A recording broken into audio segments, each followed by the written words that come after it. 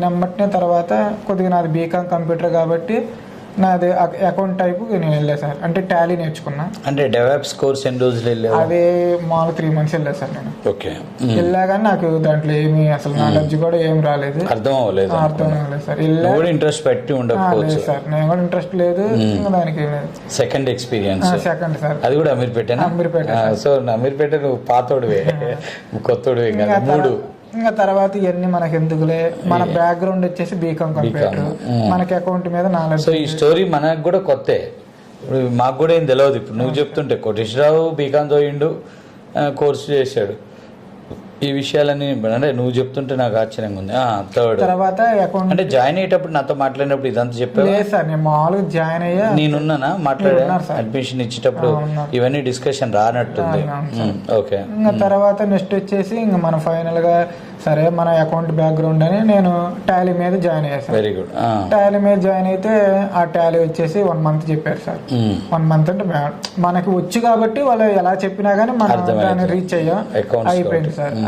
అయిపోయిన తర్వాత already job కూడా వేరే సార్ట్ జాబ్ జాయిన్ అయ్యా సార్. అంటే ఆ జాబ్ జాయిన్ అయిన తర్వాత దాని గురించి అంటే టాలీ మీద వెళ్తే నెక్స్ట్ ఫ్యూచర్ ఎలా ఉంటుందని ఆ సిచ్యువేషన్ నేను ఆలోచించి అలా సరే ఎక్కడైనా ఎవరన్నా మనకి నమ్మకంగా ఏదైనా ఇన్స్టిట్యూట్ ఉంటుందా, జాబ్ ఇప్పించే వాళ్ళు ఎవరైనా ఉంటారని నేను అలా సర్చింగ్ చేస్తున్నప్పుడు యూట్యూబ్లో చూస్తున్నప్పుడు ఒక వీడియో మీరు చూసేసారు. అంటే టాలీ జాబ్ కోసం సెర్చ్ చేస్తున్నాం. టాలీ జాబ్ ఆల్రెడీ జాయిన్ అయ్యా సార్. జాయిన్ అయ్యి 2 days అవుతుంది. నేను ఆల్రెడీ జాయిన్ అయ్యా. ప్యాకేజ్ కూడా మొత్తం మాట్లాడుకున్నా. జాయిన్ అయ్యి ఆల్రెడీ అక్కడ వర్క్ ప్లేస్ లోనే ఉండి నేను అలా సెర్చ్ చేసుకుంటున్నాను సార్. చూస్తే అలా వర్క్ ప్లేస్ లో ఇంటర్నెట్ ఇవ్వకూడదు అనమాట. అలా సిస్టమ్ లో చూసుకుంటూ వెళ్ళినప్పుడు మీ వీడియో ఒకటి చూసేసారు. సరేలే వీడియో చెప్పారుగా, వీడియోలో చెప్పినంత ఉండదులే ఎక్కడైనా, ఇలాంటి వీడియోస్ వస్తుంటే పోతుంటే అలాగా నేను దాని గురించి ఏం పట్టించుకోవాలి. ఏం చూసావు వీడియోలో? అంటే స్టూడెంట్ మన స్టూడెంట్ ఇంటర్వ్యూలో నేను జనరల్ గా మాట్లాడినా. స్టూడెంట్ ఇంటర్వ్యూ ఒకటి, మీ ఇంటర్వ్యూ ఒకటి చూసారు. ఇలా ఏ బ్యాక్గ్రౌండ్ అయినా కానీ జాబ్ గ్యారంటీ. సరే ఎవరికైనా తెలుగు మీడియం బ్యాక్గ్రౌండ్ కానీ అర్థమైంది అంటే ఫస్ట్ జాయినింగ్ లో చెప్పేటప్పుడు ఇవన్నీ చెప్తారు కానీ తర్వాత ఏం కంటెంట్ ఉండదు. వాళ్ళ పాపులారిటీ కోసం అలా చెప్తారు నేను అనుకొని ఇంకా దాన్ని వదిలేసాను సార్. తర్వాత నేను ఒకరోజు సండే వచ్చింది సార్. సండే వస్తుంటే అలా ఇలా నేను బయట తిరుగుతుంటే మా ఫ్రెండ్ ఒక అతను చెప్పాడు సార్, ఇలా మా ఫ్రెండ్ ఒకటి జాయిన్ అయ్యాడు, ఇలా జాయిన్ అయ్యి వాడు ఆల్రెడీ జాబ్ చేశాడు, ఒక 1 year చేశాడు.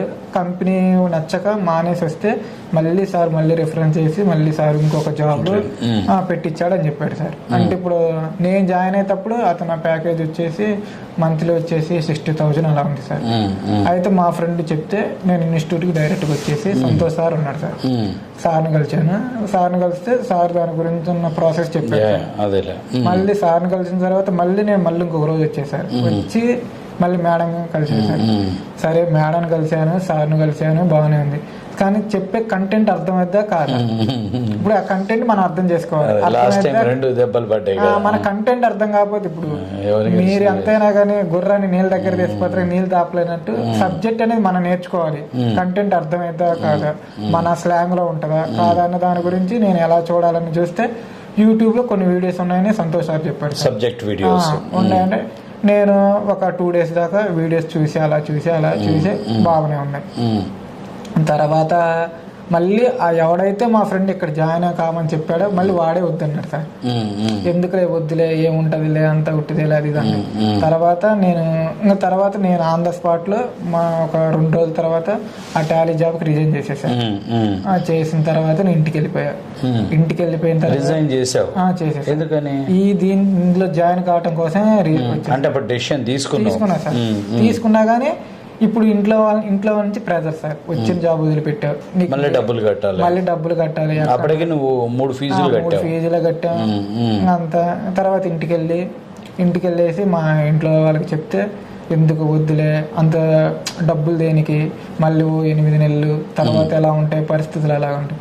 నేను ఒకటే చెప్పేశారు వాళ్ళకి, నేను ఇప్పుడు డబ్బులు తీసుకుని వెళ్తున్నా, జాబ్ వెళితే జాబ్తో వస్తా, లేకపోతే పెట్టే బయట సర్దుకొని వస్తా, ఇంటికాడ పొలం పని చేసుకుంటా, లాస్ట్ ఛాన్స్ ఇవ్వండి, లాస్ట్ ఛాన్స్ ఇవ్వండి అని వచ్చేసా సార్. ఇంకా తర్వాత వచ్చిన తర్వాత ఇక్కడ జాయిన్ అయ్యా సార్. జాయిన్ అయిన తర్వాత కూడా ఇక్కడ ఇప్పుడు నేను జాయిన్ అయిన తర్వాత కూడా కొంతమంది ఏమంటాడు, ఎన్నాళ్ళు ఉంటాడు, ఒక నెల రోజులు ఉంటాడు, లేకపోతే 2 months ఉంటాడు ఇక్కడ ఇన్స్టిట్యూట్ లో ఉండలే, ఏముంటుందో అలా అనుకున్నారు సార్.